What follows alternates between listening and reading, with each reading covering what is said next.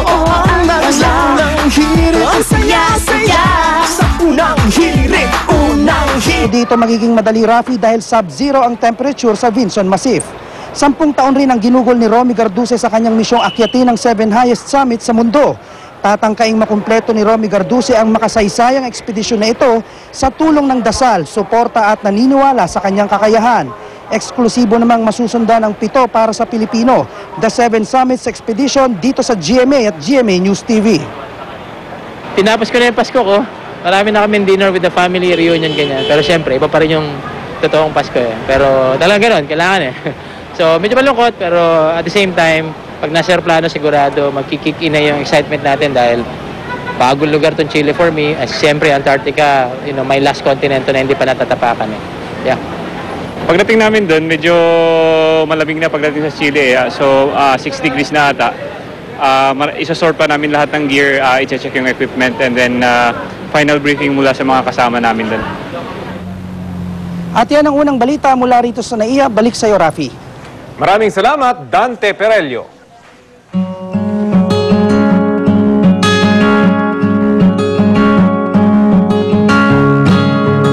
Isang kakaiba ngunit kahangahangang babae ang nakilala ng GMA Kapuso Foundation sa pagpapatuloy ng kanilang Give a Gift project.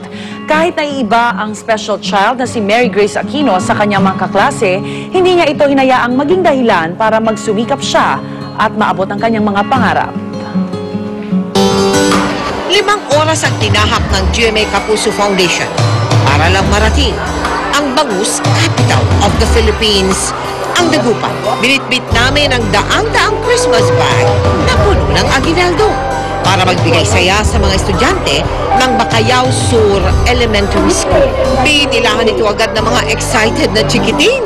Agaw pansin sa pila ang 11 taong gulang na si Mary Grace Aquino. Hindi lamang dahil sa kanyang tangkad, dahil na rin sa kanyang angking ganda. Pero ayon sa kanyang guro, madalas tampulan ng tukso si Mary Grace. Special child siya, kaya kung pwede, patitingnan siya, bigyan siya ng attention. Kwento ng panganay niyang kapatid na si Melody, madalas umiyak ang nakababatang kapatid. Talagang nakatutok siya sa tattoo niya. Tapos yung pagsasalita niya, parang sumili yung dila niya. Yung mga ibang classmate niya tinutokso. Iyak na siya, yun lang. Madalas ding tamaan ng sakit si Mary Grace. Dahilan kung bakit ngayong taon ang pangatlong beses niyang pagtungtong sa unang baitang. Tapos minsan pag nagkasakit siya, talagang abutin niya ng 2 buwan, sabi niya. Kasi may subi-subi siya. May lamig siya sa katawan. Kukulaps siya pag may sakit. Gayunpaman, buong suporta ang pamilya Aquino kay Mary Grace sa pagnanais ng bata na makapagtapos. Mary Grace, ano gusto mo maging paglaki mo? Tsaga naman siya. Pag umuwi siya, nagbabasa siya. At makalipas ang 3 taon, may magandang balitang hatid ng kanyang guro. Mayroon na siyang improvement. Ma-promote na siya sa grade 2. Nakakabasa na siya ng abakada. Pwede na siyang magbasa ng baka, ganun. Nababasa niya, baso. Saludo kami sa iyo, Mary Grace. Kayo din, sa iyong buong pamilya. Kayo ang patunay na walang bagay na imposible para sa mga taong nangangarap, nagsusumikap at nagpupursigi. Maraming salamat po sa lahat ng naging bahagi ng Give a Gift project ng GMA Kapuso Foundation. Para po sa inyong mga donasyon, magsadya lamang po sa tanggapan ng GMA Kapuso Foundation. Maaari rin po kayo magdeposito sa anumang branch ng Cebuana Luwilier o sa bank accounts ng GMA Kapuso Foundation. Pwede rin kayo mag-log on sa www.kapusofoundation.com.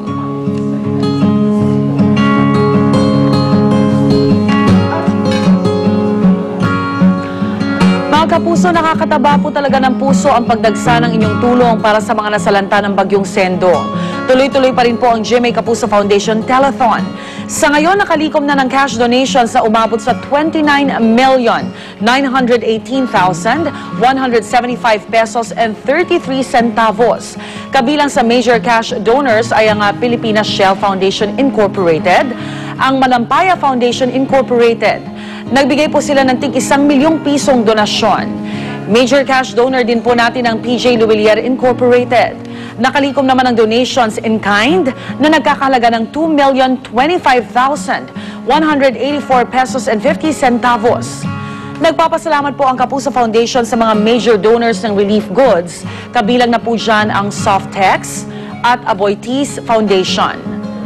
Maraming salamat po sa lahat ng mga donor. At para sa mga nais pang magbigay ng donasyon, tumawag lang sa mga numero ng GMA Kapuso Foundation Telethon na 981-1951 hanggang 60.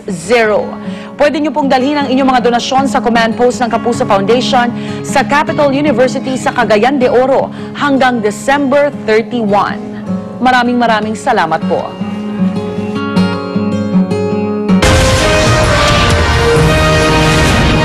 Sa atin namang buenas balita, nag-uwi ng karangalan ng Grade 2 Varsity mula sa Ateneo de Manila matapos silang magkampiyon sa taunang soccer festival sa Singapore.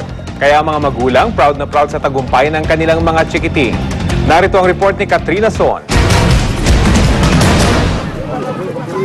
Riley!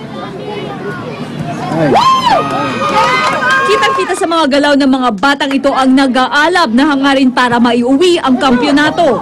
Umulan man o umaraw, di sila nagpapigil sa kanilang paglalaro. Go, Riley! Go!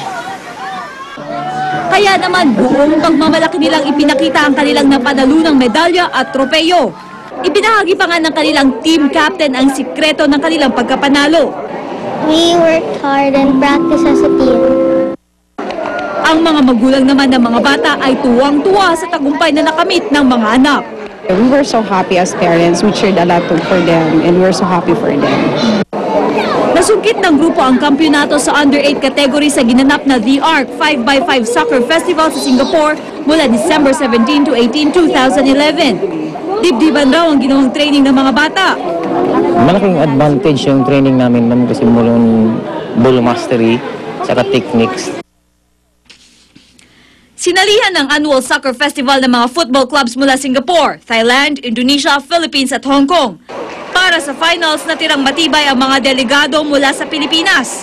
Nagtagisan para sa All-Filipino final match set ang Ateneo Team A na kinabibilangan ng mga Grade 2 students at Ateneo Team B na kinabibilangan naman ng mga Grade 1 students. Sa huli, inuwi ng grupo ng Ateneo Team A ang titulo. Ateneo! One big fight! Para sa unang balita, Katrina Son reporting. Para makatanggap ng mga pinakabagong balita via text, i-type lang ang GMA News Space On at isensa 4627. Para sa iba pang malalaking balita, mag-log on sa www.gmanews.tv at www.gmanetwork.com/news. At yan ang mga unang balita sa umagang ito. Sa ngalan ni Igan Arnold Clavio, ako po si Rafi Tima. Kung may balita, i-report sa GMA News. I-text ang scoop space, message space ang inyong pangalan at address at ipadala sa 4627. Kasama si Pia Arcangel, ako po si Rhea Santos. Ito ang unang balita.